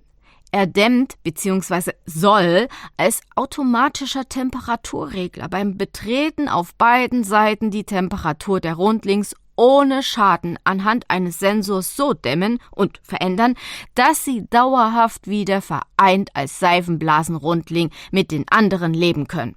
Denn durch die Rettung des Planeten bzw. der Erwärmung würde das zu schnell gehen und die Frosties könnten nicht überleben. Das klingt sehr interessant, aber wie wollen Sie das testen?« fragte Dr. Bora-Noss, die in der Tür stand. »Darüber habe ich mir noch keine Gedanken gemacht, aber wahrscheinlich in einem sicheren Raum, der in etwa das Klima hat wie auf dem Planeten der Rundlings. Dazu werde ich Seifenblasen einfrieren und anhand eines kleinen Modells werde ich es testen«, sprudelte es aus ihm heraus. »Na dann haben wir einiges zu tun, werter Herr Kollege.« Mit diesen Worten verschwand sie wieder in ihr Labor. Nach dem Auf- und Nachbau des Seifenblasenplaneten in einer der ehemaligen Abstellkammern sowie etlicher gescheiterter Versuchen hatte der Forscher eine Besprechungssitzung einberufen. Geladen waren natürlich sein Team, Frau Diplom-Ingenieur Dr. Memorier vom Baulabor, Dr. Bora-Noss vom medizinischen Labor und die begleitende Ärztin Dr. Pri-Maria. »Werte Kolleginnen und Kollegen, wir wissen, dass jeder Versuch bislang gescheitert ist«, begann Professor Archer. »Lassen Sie uns gemeinsam überlegen, woran es scheitert, beziehungsweise was wir verbessern oder sogar ändern müssen.« Alle stimmten ihm zu und es begann eine heiße Diskussion. Nach 5 Stunden intensiver Besprechung kamen sie zu dem Ergebnis, noch einmal von vorne zu beginnen und schrittweise jede Phase einzeln zu prüfen und zu verbessern. In einem Monat sollten sie damit fertig sein und Dr. Marques Präses ein Endresultat vorweisen können. Denn schön langsam, aber sicher wurde die Zeit für die Frosties knapp. Leider sind sie auch nach diesem Monat wieder im Durchführungsraum an selbiger gescheitert. Die Simulierung mit Seifenblasen ergab, dass es trotz Dimmer zu schnell ging und der Körper der Frosties im wahrsten Sinne platzen würde. Dr. Noss vom medizinischen Labor hatte eine einfache, aber, wenn es funktioniert, brillante Idee. Durch den Lautsprecher in allen Sälen trommelte sie alle zusammen. Sie sagte ziemlich aufgebracht: »An alle Seifenblasenfans, Treffpunkt wie schon so oft in den letzten 2 Monaten, der Durchführungsraum, aber rasch, wenn ich bitten darf.« Als alle eingetroffen waren, stand sie ganz vorne, in ihrer rechten Hand eine einfache Sprühflasche. Nun aktivierte sie die Blasmaschine, damit die gefrorenen Seifenblasen in den Raum mit der bereits aus sauber, langsam gedämmter Lufterwärmungsschleuse kullern konnten. Und, wie gewohnt, platzten die Seifenblasen. Ein entsetztes sowie genervtes »Was soll das? Das kennen wir doch schon«, konnte man vernehmen. Statt zu antworten, demonstrierte Frau Dr. Noss ihre Entdeckung. Sie sprühte den Inhalt ihrer Flasche über die Seifenblasen, bevor diese platzten. Und nun geschah etwas Unglaubliches. Dieser Feinsprühinhalt bildete einen Film wie eine zweite Haut über die halb aufgetauten Blasen und verstärkte diese sofort. Erstaunlicherweise hörte das Platzen dadurch sofort auf. Sie erklärte ihnen, dass es leicht stärker verdünnte Seifenlauge sei und dadurch diese auch angenommen werden wird. Der Professor war begeistert von dieser Einfachheit und doch Genialität. Er rief sofort Dr. Bräses an und der wiederum den General. Beide orderten alle in den Konferenzraum, wo man weiteres besprach. Die IWW war per Videotelefon dazugeschaltet und meldete höchste Alarmstufe bei den Rundlings. Es ist maximal mehr eine Woche Zeit, bevor die Frosties zu schmelzen beginnen. Der General verständigte den Kapitän, dass er sein Raumschiff mit der nötigen Tankfüllung und der Sprühtankfüllung ausstatten soll und alles Nötige dazu veranlassen soll. Die Besatzung wird wie beim letzten Mal sein und auch die kleinen Flieger werden als Unterstützung losgesendet. Es war natürlich jedem bewusst, wie gefährlich, aber wichtig dieser Einsatz für die Rundlingsvölker ist. 2 Tage später waren sie startklar. Sir Jean Raylis wünschte ihnen Glück sowie viel Erfolg und versprach, die Daumen zu drücken. Jeder war sich der Verantwortung und Gefahr bewusst. Großes Schweigen machte sich überall bemerkbar, und die Anspannung konnte man förmlich greifen. Bei den Rundlings angekommen, ließ der Kapitän wieder winken, um den Rundlings zu zeigen, dass sie sich schon kennen. Diese blinkten wie gewohnt 3-mal zurück, und in wenigen Sekunden waren fast alle zu sehen. Frau Dr. Erite Arkes sowie ihr Kollege Meg Arbitro Amikissimum machten sich in Raumanzügen zu den Rundlings auf, um ihnen die Situation zu zeichnen und zu erklären. Sie gaben ihnen eine Hell-Dunkel-Phase an Zeit, sich zu beraten, da selbe sehr knapp war. Es war wie vor einer schweren Prüfung. Alle waren nervös und niemand konnte schlafen. Während der Wartezeit auf die Entscheidung der Rundlings baute die Crew den Dimmer auf der Frosty-Seite des Tunnels ein. Am anderen Ende würde das Raumschiff mit dem Sprühtank warten, um die Frosties mit einer 2. Schicht zu stärken. Die Rundlings blinkten in orange, rot und gelben Farben. Sie wirkten fast bedrohlich. Doch endlich hörte es auf und sie schickten, wie es den Anschein hatte, mal wieder den Ältesten vor. Er winkte dem Raumschiff zu und rollte Richtung Tunnel. Der Kapitän orderte, alle auf Position zu gehen. Es geht los. Die IWW war auch dabei und gab es an das Lunaria-Parlament weiter. Sehr viele hielten den Atem an und Sir Jean Raylis drückte wie versprochen beide Daumen. Die Spannung war unglaublich. Noch nie vergingen die Sekunden so langsam. Man hatte das Gefühl, die Zeiger der Armbanduhren zu hören. Endlich sah man am anderen Ende den halb aufgetauten Frosty-Ältesten. Der Kapitän brüllte: »Los, na los, er kommt durch!« Und schon sah man den Feinsprüher seine Arbeit erledigen. Frau Dr. Noct Isis knipste und knipste, was die Kamera so hergab. Schreiben würde sie erst später. Unbewusst vor Aufregung und Anspannung hielten sich Meg A.A.C. und Frau Dr. Arkes an den Händen. Erst als beide zudrückten, wurde es ihnen bewusst und sie entschuldigten sich gleichzeitig. »Er ist durch! Er ist durch!« zappelten vor Aufregung und Freude der Professor. Und mit einem leichten »Es hat geklappt« beendete er die Durchsage an die internationale Weltraumwarte. Die tolle Neuigkeit war bald überall auf Lunaria bekannt. Nun gingen alle Frosties durch den Tunnel, einer nach dem anderen, und nach etlichen Stunden waren die Völker endlich wieder vereint und vor allem gesund.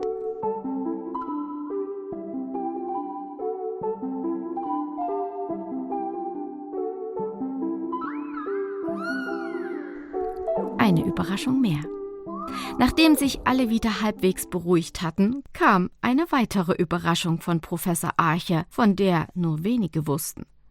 Er gab nun den Befehl an den Piloten des kleinen Fliegers, mit 2 Monteuren zu starten, damit sie mit der Arbeit beginnen können. Alle anderen waren total in Feierlaune und nicht jeder bekam mit, was eben geschah.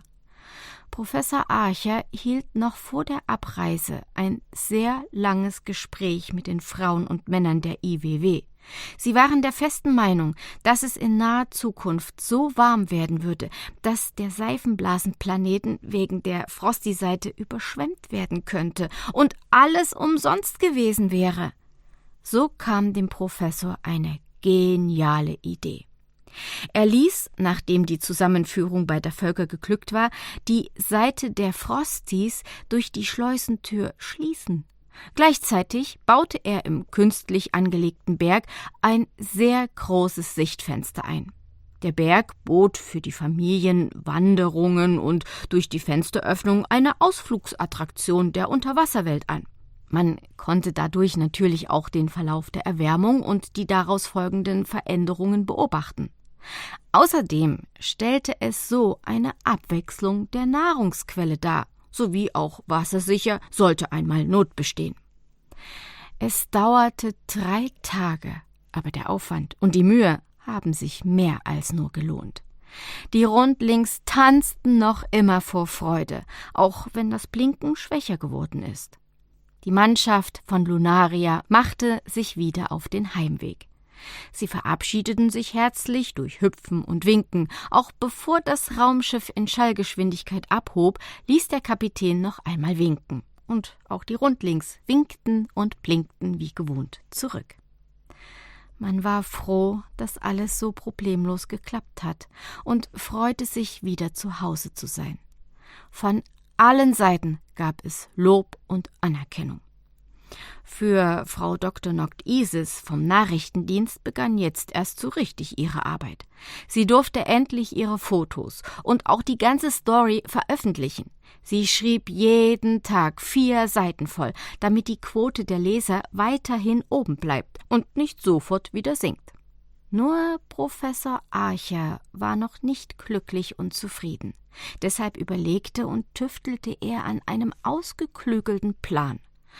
Denn niemand außer ihm, so hatte es den Anschein, ist die Überbevölkerung durch die Zusammenführung beider Völker aufgefallen. Und das bereitet ihm mehr als nur Magenschmerzen.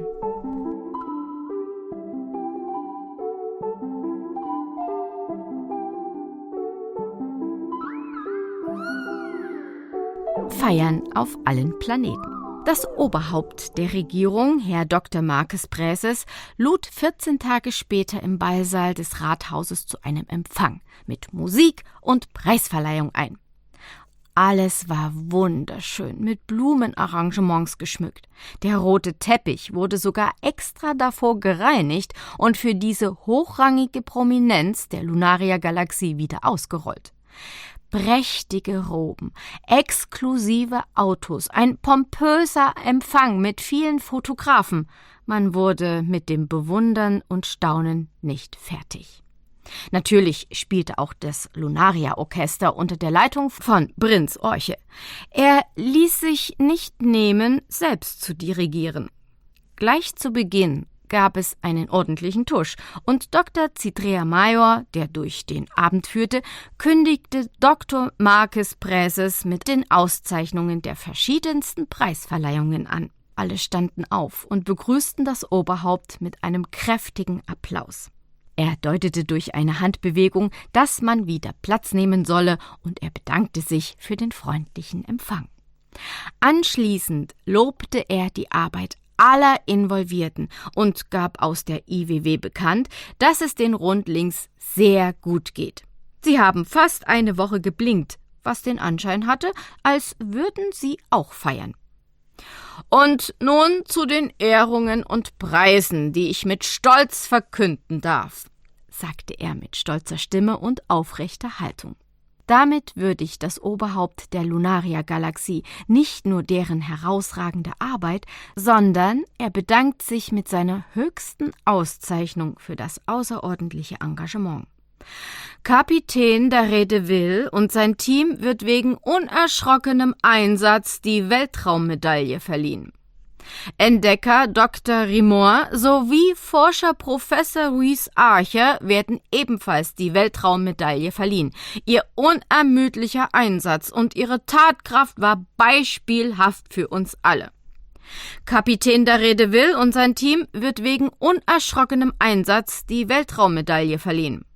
Aus dem Labor Frau Dr. Bora Noss wird wegen ihrer genialen Idee der Sprühseifenblasenmittel zur Stärkung der eigenen Körperhülle, zur Wandlung vom Frosty zum Seifenblasenrundling die Weltraummedaille verliehen. Vom Nachrichtendienst Frau Dr. Noct Isis wird wegen ihrer ausgezeichneten Exklusivstory mit dem Weltallmedienpreis für Qualitätsjournalismus ausgezeichnet. Die Damen bekamen zusätzlich einen wunderschönen Blumenstrauß. Dr. Marques Präses war kein großer Redner und mochte es auch gar nicht sein. Somit beendete er es mit den Worten: Sehr geehrte Anwesende, vielen Dank für Ihre Aufmerksamkeit und nochmal herzlichen Glückwunsch sowie aufrichtigen Dank an die Preisträger, Preisträgerinnen. Ich darf Ihnen noch mitteilen, das Buffet ist eröffnet. Und danach ging er von der Bühne. Das kulinarische Rahmenprogramm durch einen Catering-Service war mehr als nur beeindruckend und ausgezeichnet im Geschmack. Es wurde gegessen, gelacht und getanzt. Alle waren begeistert und es war ein mehr als gelungener Abend, der bis in die frühen Morgenstunden ging.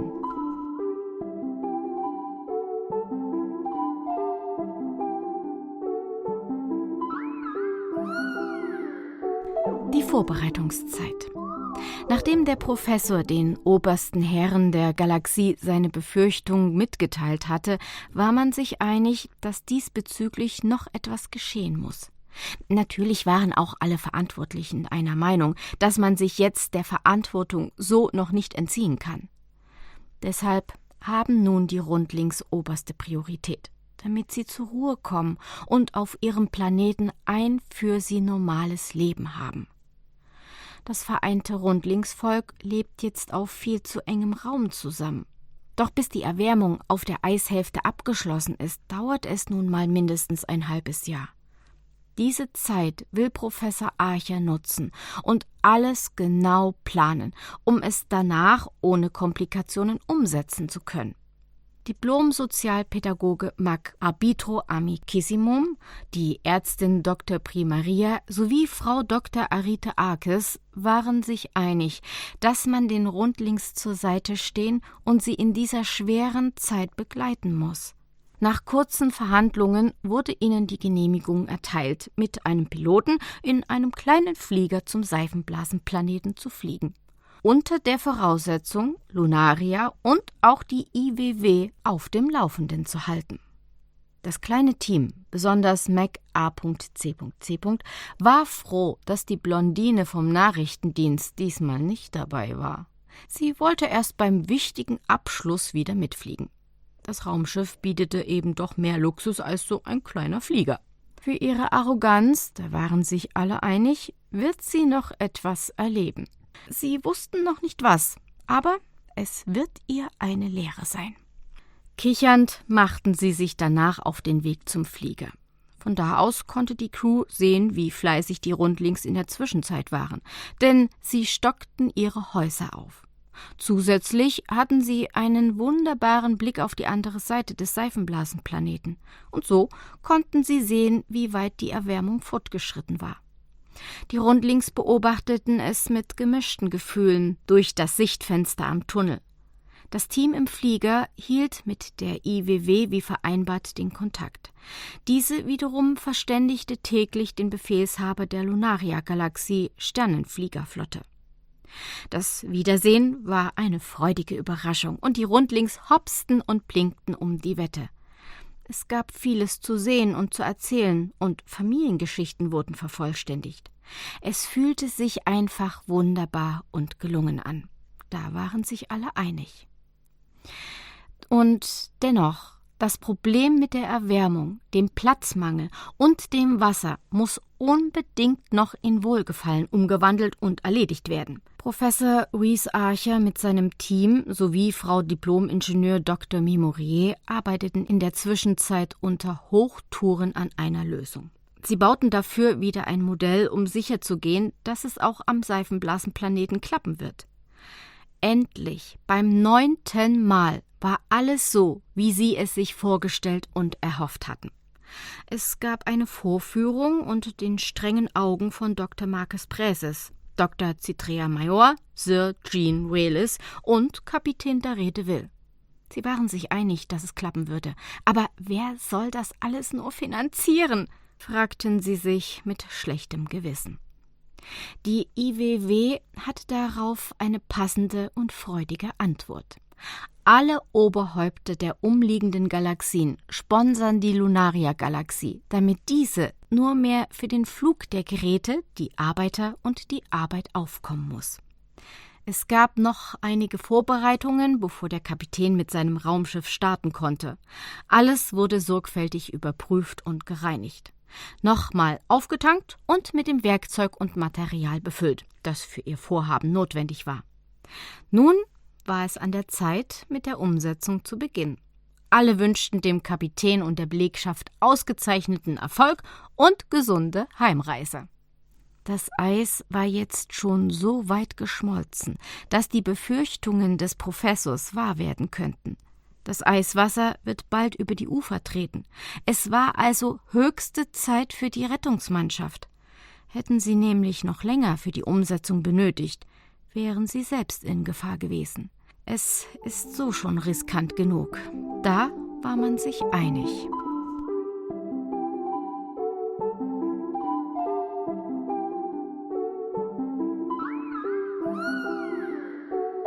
Die letzte Tat. Das Raumschiff war zum Start bereit. Sir Jean Wales verabschiedete den Kapitän inklusive seiner Besatzung und dem Forscherteam. Natürlich war auch Frau Dr. Noct Isis mit ihrem Block, dem Stift, ihrer kleinen Kamera und den beiden Bodyguards mit von der Partie. Kapitän Daré de Ville gab den Befehl, Platz zu nehmen und sich anzuschnallen. Zu seinem Steuermann, Gubernatori, sagte er nur: »Los, worauf warten Sie?« Wie ein Kätzchen schnurrte das Raumschiff, als es von der Lunaria-Galaxie abhob, und mit einem Wimpernschlag war es auch schon verschwunden. Am Seifenblasenplaneten herrschte große Aufregung, denn man erwartete sie schon voller Sehnsucht. Kaum war das Raumschiff gelandet und alle hatten sich begrüßt, gingen die Arbeiten auch schon los.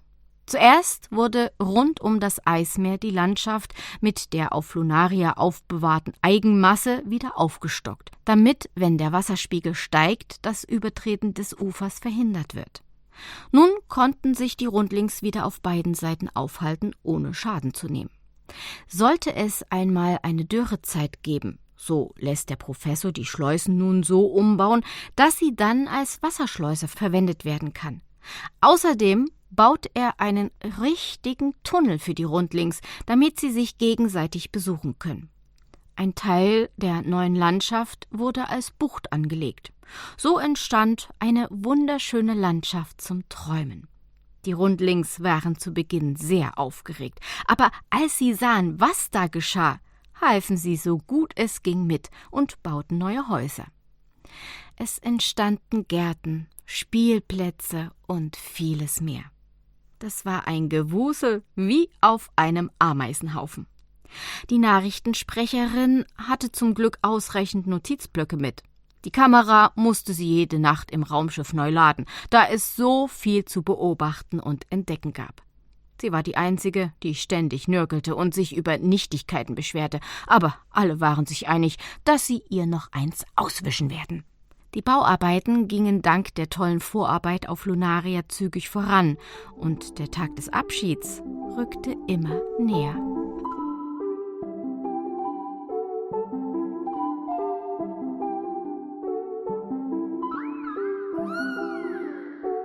Plopp! Die Seifenblasenvölker waren davor schon sehr zusammengepfercht und dennoch wurden Ehen geschlossen und so kamen kleine Bauxerinnen zur Welt. Die größte Ehre und auch eine große Portion an Vertrauen ist, die man nicht nur vom Rundlingsvolk, sondern überall bekommen kann, bei einer Geburt anwesend sein zu dürfen. Und genau das wurde Frau Dr. Arkes und Dr. Pri Maria zum Geschenk gemacht, bevor sie die Heimreise antraten. Frau Dr. Noct Isis durfte sogar Fotos von der Geburt machen. Also zumindest theoretisch. Denn nun kommt die Rache der anderen.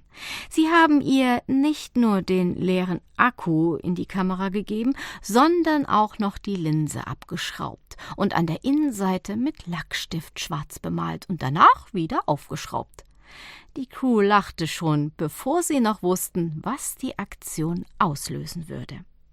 Zu diesem Zeitpunkt, mitten in der Aufregung und Erwartung einer solchen Niederkunft, kamen die beiden anderen Frauen hinter das Geheimnis der Rundlings. Die Nachrichtensprecherin war sehr hektisch und zornig über ihre nicht funktionierende Kamera und deswegen natürlich auch total geistesabwesend. Es handelte sich um das einzige hörbare Geräusch beider Völker, das von Beginn an immer gleich war und bis jetzt auch so geblieben ist. Das Geräusch kommt nicht aus dem Mund, wie man annehmen könnte, oder wird mit Hilfe eines Instrumentes oder dergleichen gemacht. Nein, wirklich nicht. Es war ein so aufregendes, ehrfürchtiges und tolles Erlebnis, was die Frauen wohl nie vergessen, aber natürlich für sich behalten werden. Da waren sich alle einig. Es gibt Dinge, die muss nicht zwingend jeder wissen. Frau Dr. Arite Arkes fand es so entzückend, dass sie kichernd, flüsternd zu Frau Dr. Primaria meinte, wenn ich in Zukunft Popcorn mache oder es machen höre, wird mich das Geräusch an die Rundlings erinnern. Bei der Geburt von so einem Rundlingswonneproppen macht es bei allen Rundlingsmamas nämlich hörbar plopp. Die Nachrichtensprecherin war mit ihrer Kamera so beschäftigt, dass sie nichts davon mitbekam. Die beiden anderen Frauen kicherten und flüsterten ständig, und auch am Raumschiff gab es viel zu lachen.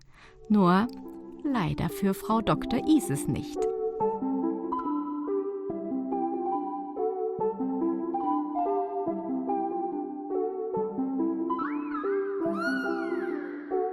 Alles hat ein Ende. Am nächsten Morgen war es dann soweit. Alle Arbeit war getan und man hatte den Rundlings eine wunderschöne Welt ermöglicht, in der sie glücklich und vereint leben können. Es war ein Planet zum Träumen, so friedvoll, harmonisch und farbenfroh. Man verabschiedete sich mit einem winkenden Tanz und Tränen in den Augen. Die Rundlings blinkten in ihren schönsten Farben, nur ihr Gehopse war nicht ganz so lebhaft wie sonst. Zu Hause auf Lunaria wurde die Belegschaft des Raumschiffes und auch die des kleinen Fliegers schon sehnsüchtig erwartet. Man war auf ihre Berichte und Erzählungen mehr als gespannt. Wie so oft war als einzige die Nachrichtensprecherin am Meckern, doch niemand nahm sie mehr ernst. Nach all diesen schönen und auch aufregenden Erlebnissen schaut der Forscher Professor Rhys Archer ab und zu noch immer in der Nacht zum Himmel hoch, ob er die Rundlings in ihrer Farbenpracht blinken sieht.